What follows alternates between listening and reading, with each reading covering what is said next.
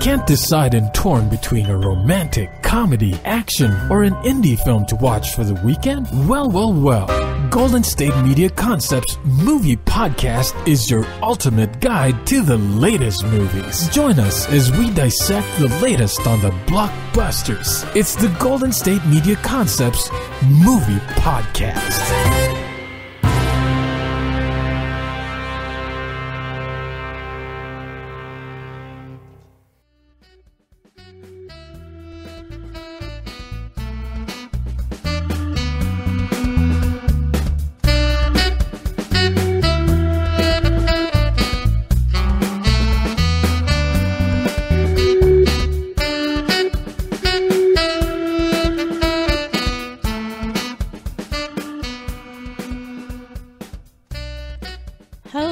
Welcome to the GSMC Movies Podcast, brought to you by GSMC Podcast Network. I'm your host, Staci, and today our two films that we're talking about both involve people most definitely put in a situation over their head where they could very easily be killed multiple times, but because it is a movie, that's probably likely not going to happen. And because they're both comedies, that's almost especially not going to happen, which is always sort of annoying. I mean, I love a lot of those movies just because, like, you're in the most ridiculous situation and your reactions are a little, is that really what you do? Okay. But on the other hand, I'm like, yeah, but if I was in those situations, yeah, I probably would have been, like, killed in the first 20 minutes or so of this film. And the number of times you should have been killed and aren't is just amazing. And just my suspension of disbelief doesn't quite get there yet. So I'm just like, I love it, but... no, but yes, but no.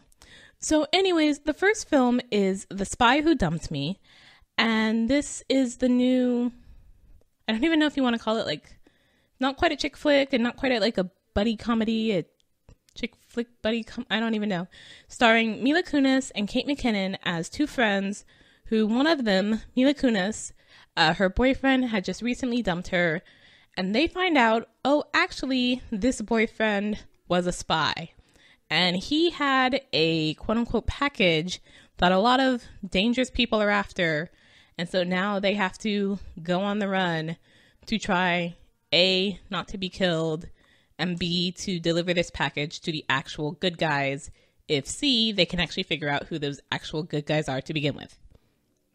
So this is, I was slightly interested in this, seeing the trailers for it.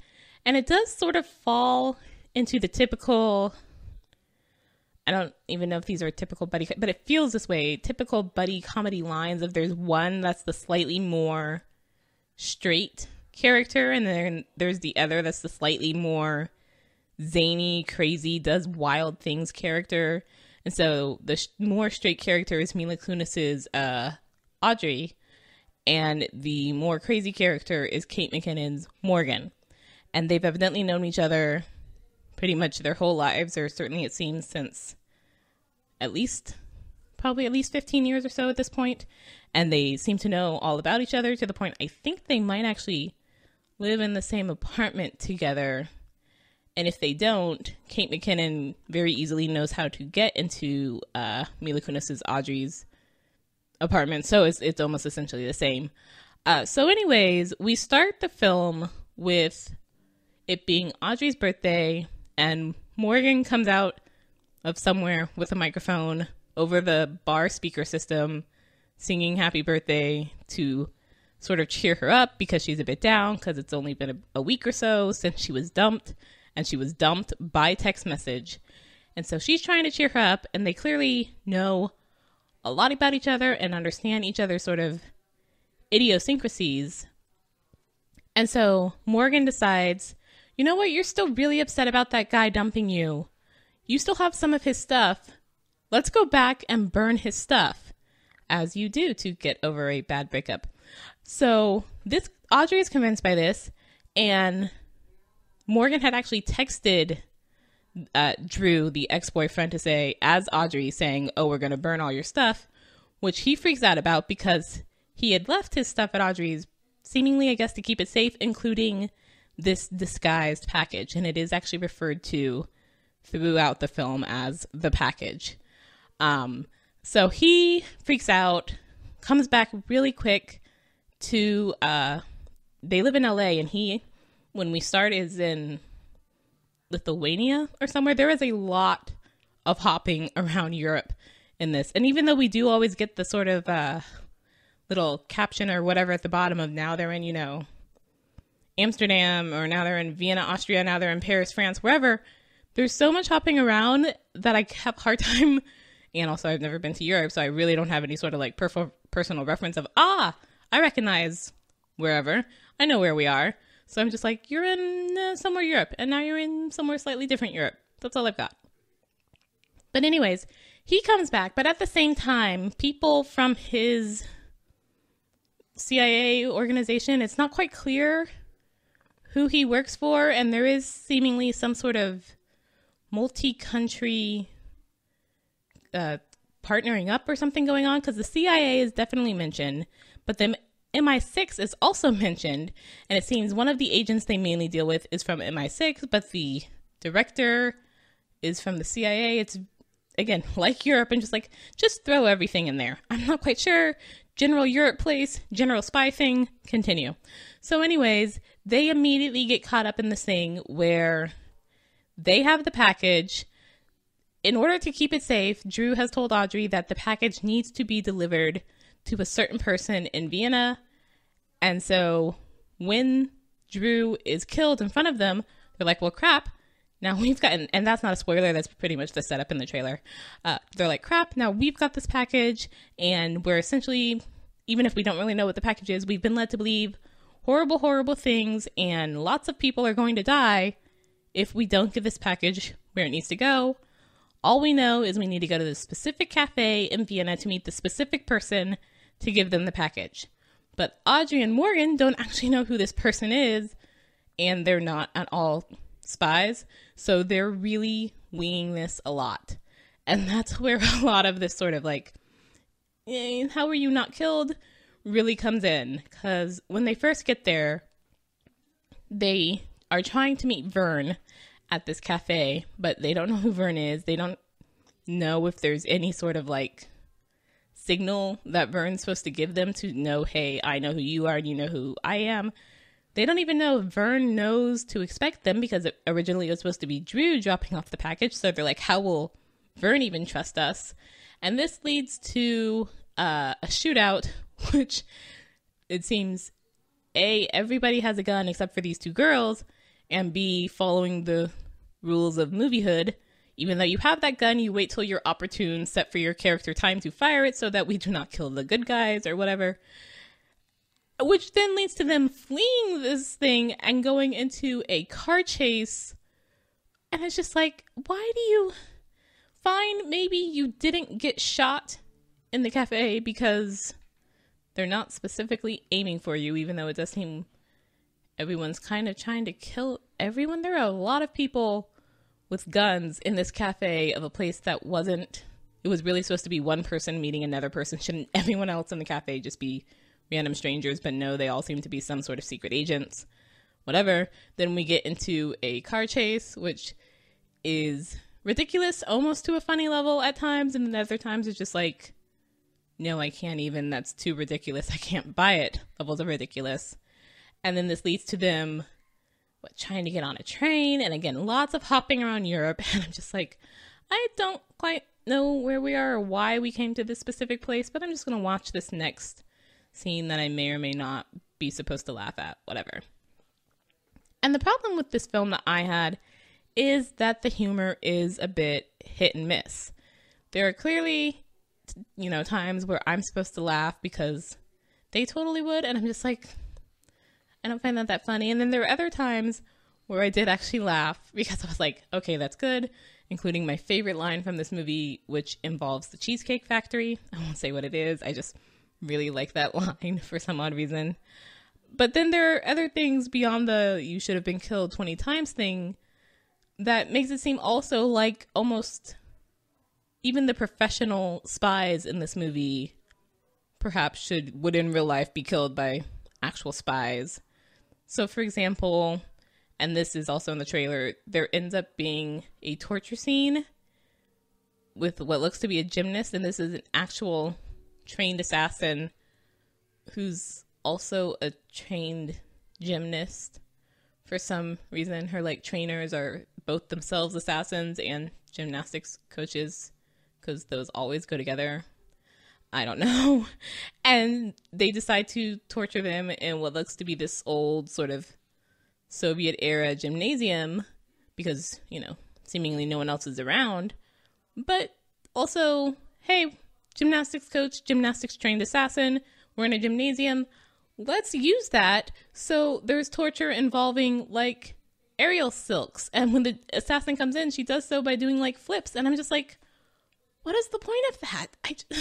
To seem really random, because other than that, I'm just like, what a assassin. I don't care that you're a gymnast. You could totally do that. And that would make you know a really good, probably fighter. But is that necessary to torture the two people you have tied up? You can totally just actually torture them. That's a strange statement as I'm saying it, but it's just like, and then later with this assassin, we get a fight on flying trapeze in Cirque du Soleil or something, because reasons. I just, okay. Likewise, the person they first meet who sort of tells them, oh, hey, by the way, your ex-boyfriend is a spy and all this. He, at times, I'm like, you are supposedly, this is the MI6 guy. You are supposedly a really, like, talented, smart, if not assassin, spy, whatever, government agent, and yet you do some really dumb things, including knocking out a guy, but then leaving the radio with him so that, you know, when he comes to, he can totally do the bad thing you knocked him out to not do to begin with.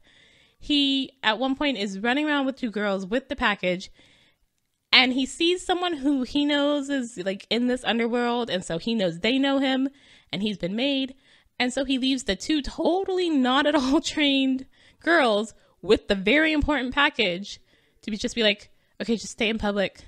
Don't do anything. I'm going to go, you know, I think he's going to go try and deal with this. I'm like, why are you going anywhere where you can be killed and no one will know it, and leave the two not trained girls by themselves with the very important package? It's like, in what MI6 spy school do they teach you these sort of things? It just, I don't know. I wanted to like it just because Kate McKinnon is feeling a bit for me like Melissa McCarthy, where I've seen her in some things and really liked her to the point that I always super wish her well, and yet keep finding myself not liking her films too much, like Ghostbusters, in which also had Melissa McCarthy. So I'm just like, I want you to have better work. Why is this not happening?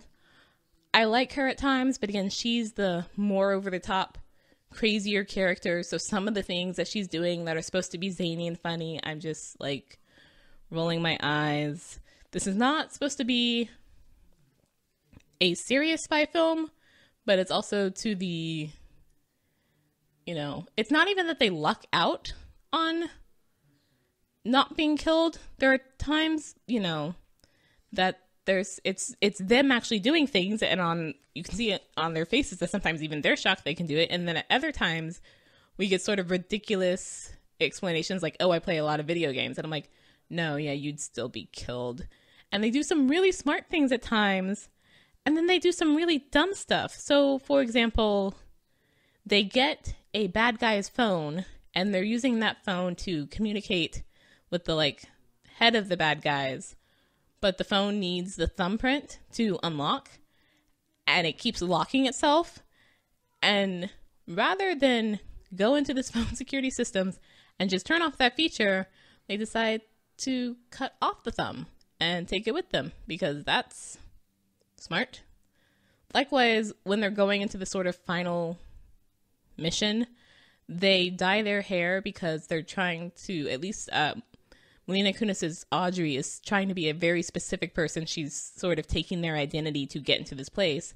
Kate McKinnon evidently just decided to dye her hair because her best friend was dyeing her hair. But they're originally, Kate McKinnon is blonde and Audrey is brunette. Kate McKinnon's Morgan and Audrey. Audrey has to dye her hair to become blonde. So Morgan decides, I also need to dye my hair, so I'm going to dye it black, so that all these people who are looking for a blonde and a brunette are still looking for a blonde and a brunette. And I'm like, if that was the case, why couldn't Morgan just have been the blonde person? Like, why did you need to be the blonde person? Which is never explained why it couldn't be Morgan, except that, you know, Morgan's the less serious character, so maybe we don't want her in the more serious part of the, you know, mission or whatever. I'm just like, I want to like this. I like it at times, and then other times it's just so, oh my gosh, sigh, like with the trapeze fight, that I'm just like, I can't even. It's not even to the point of funny, it's just to the point of why now. So we're going to take a short break. Stay tuned. Tired of searching the vast jungle of podcasts? Now listen close and hear this out. There's a podcast network that covers just about everything that you've been searching. Hey! The Golden State Media Concepts Podcast Network is here. Nothing less than a podcast bliss with endless hours of podcast coverage.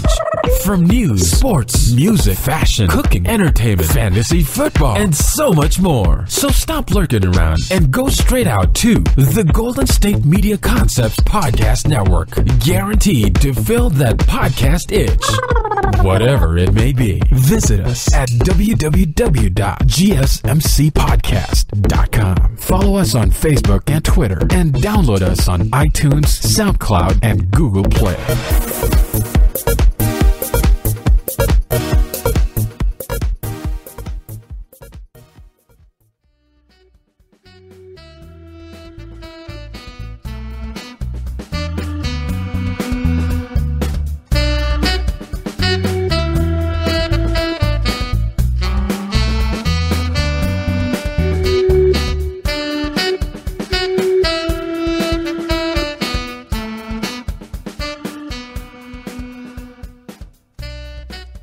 Welcome back to the GSMC Movies Podcast. Our second film in this You Really Should Have Been Killed 20 Times Over, but it's a comedy, so we'll just let you go with it. Episode is Game Night. This stars Jason Bateman and Rachel McAdams as a couple who are intensely into games, and their weekly game night with their friends is somewhat thrown a curve when Jason Bateman's character's brother comes into town, decides he wants to host the game night, decides what's the best way to do this is to host a murder mystery party, except that the people who come in are not actually part of the murder mystery game company. They're real people who take the brother, and then the rest of the players have to try and figure this out and save him, even though at first they are not aware this is not a game.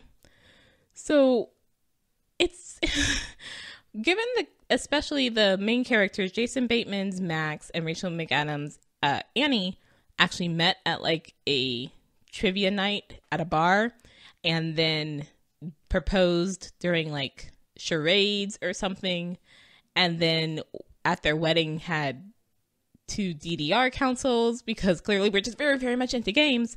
They're clearly supposed to be very serious about games, but then when we get to the murder mystery, almost everyone essentially tries to cheat. So when Brooks is taken, there ends up being 3 different teams, essentially 3 different couples. There's Max and Annie, who are married and trying to have a baby, but having some issues with that. There's another married couple whose names I don't even remember. They're both African American, and they've evidently been together since they were 14 and got married when they were 19. But it comes out they had like a break in the middle in which they both were using that break to somewhat to their advantage. And then there is a third couple, which involves their friend who seems kind of dumb, but who has a habit of bringing different girls who all sort of look alike to this game night. And those girls, unfortunately, are even dumber than him, so he never wins. And so for this game night, he decided he actually wanted to try and be good at the games. And so he asked a coworker who's actually pretty smart, and they have this awkward thing where it's this date, is this not a date? Oh, it's just for the games. Oh, you're actually dumber than I thought you were, etc. That whole dynamic is a little strange. But so anyways, the married since teenagehood couple actually goes through and tries to do the clues. The married couple immediately just decides to try and trace Brooks' Brooks's phone to find him at the end because he's the person who they think has been taken in this game. And so you have to find the person who's been taken to win the game. The couple of the guy with his coworker decide to go to the company that does the game to get the last hint. So there's all sorts of varying levels of, whether or not we're good at playing this game. And this leads to the three couples being not together when we start to find out, oh, hey, this is not a game. So because Max and Annie have decided to trace Brooks's phone, they get to him very quickly, but he's being held in a sort of seedy bar by these people with guns. But I cannot even remember how this happens. They somehow get the drop on them because Brooks had a gun, but that got dropped in the fight when he was taken, and Annie has the gun. But because she thinks this is still a game, just thinks it's a fake gun, and is so sort of waving it around as they're, like, we got you, get down on the ground, which leads to this sort of ridiculous scene. She tells them to get down and put their heads on the ground, but their hands up, and they're all like, how are we supposed to do that? She's like, haven't you ever heard of child's pose from yoga? And this is like, two, I don't even know what to call them. We later find out that they're ex-cons or ex-prisoners or something.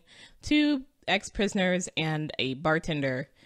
And they're like, yeah, no, we don't know yoga. So she hands the gun to Jason Bateman's character, who, again, thinks it's not a real gun, and so holds it in a not at all I could easily shoot you sort of manner, and gets down on the ground with them to show them how to do child's pose. And I'm just like, excuse me. I'm just like, what? Okay, fine. Maybe he's got the gun, but none of you have any other weapons, because we do later find out, oh, these are actually dangerous people, not the just hired actors that Max and Annie think they are. It's just like, you don't know any sort of, self-defense move that could easily put her in a, okay, you've got a gun on me, but I can easily kill your wife, so drop the gun sort of thing. Okay. So we then soon find out when we get to Brooks that Brooks knows this is not a game because they really actually tried to, physically beat him up.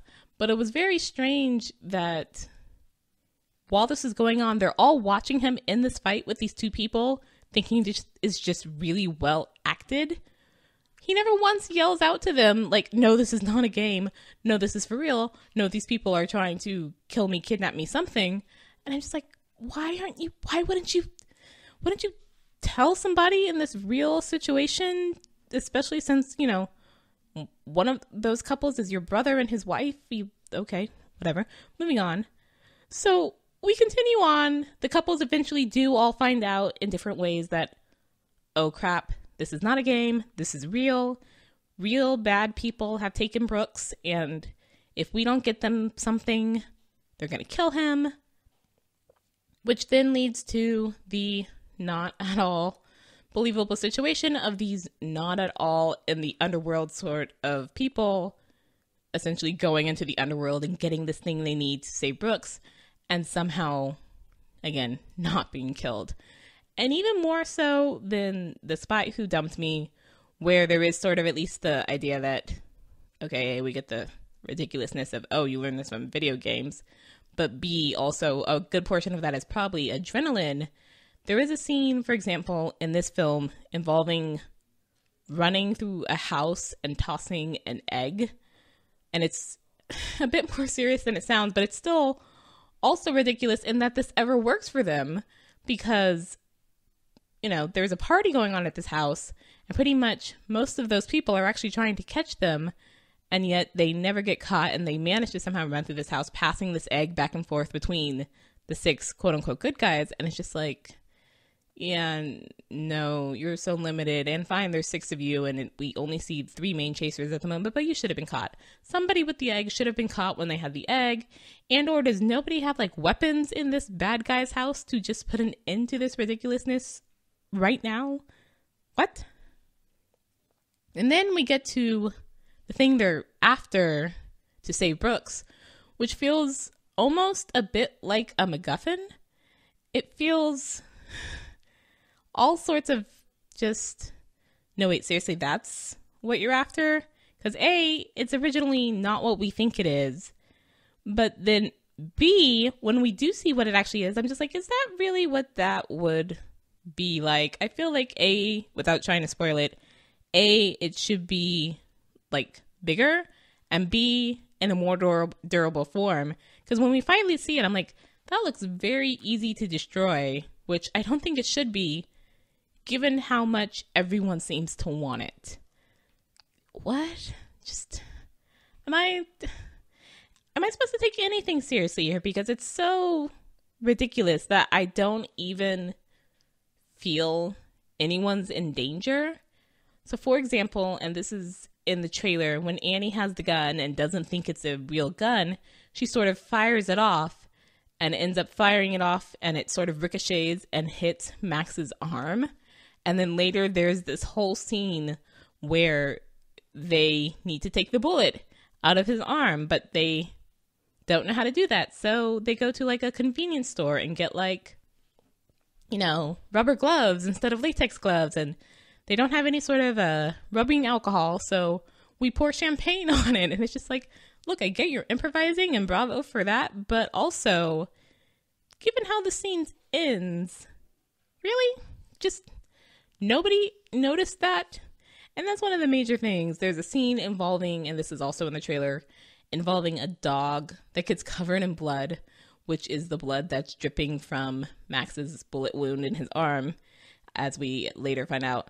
And it's just like, you didn't notice that? You didn't notice either the blood or the dog, right below you until it's like halfway covered in blood?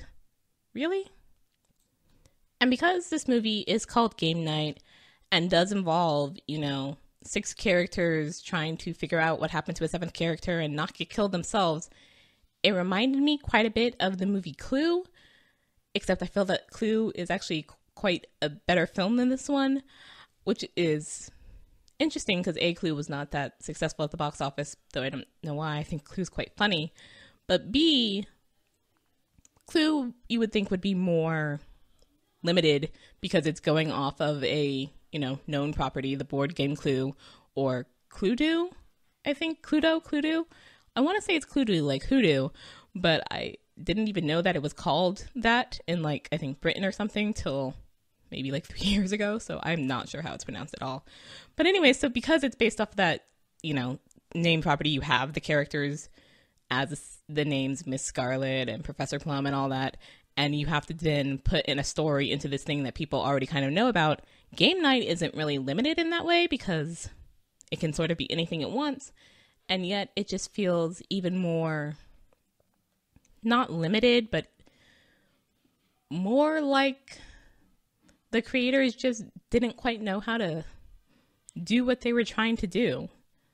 Again, it's not, it would be fine if it was just sort of, I don't know if it's because there's multiple parties involved who all should really be able to kill these 6 gamers, not even gamers, video gamers, game players, should all be able to kill these 6 game players multiple times throughout this night as they're going on in these adventures. And yet with each of these much more skilled bad guys, we somehow still are able to get one over on them, even though that should totally not be believable.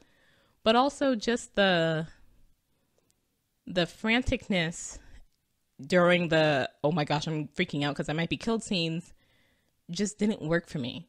Whereas in Clue, it kind of does because no, someone was actually murdered and we don't know who could be next.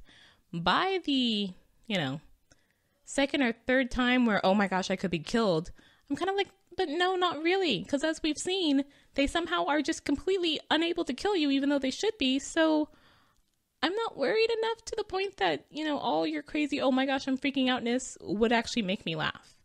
I'm just like, what are you wearing for? Stop being over dramatic. Just move on. Just go on. You're going to be able to get whatever. You're not. Well, I mean, I know as the audience you're not. So there's no stakes here to make me be at all involved. And I really didn't care, sadly, too much for almost anything in this film, except for their weird cop neighbor who at first is also another one of those, you're dragging this on too long, please move things.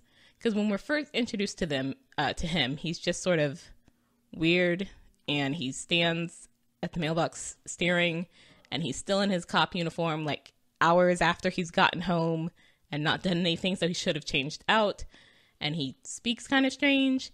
And then as we go through the craziness of the night, he does actually have some of my favorite lines and favorite moments, and I was like, okay, that's actually kind of entertaining. The rest of this, not so much, but the weird cop, I'm kind of down for. So on that note, we're going to end for today. Thank you for listening to the GSMC Movies Podcast.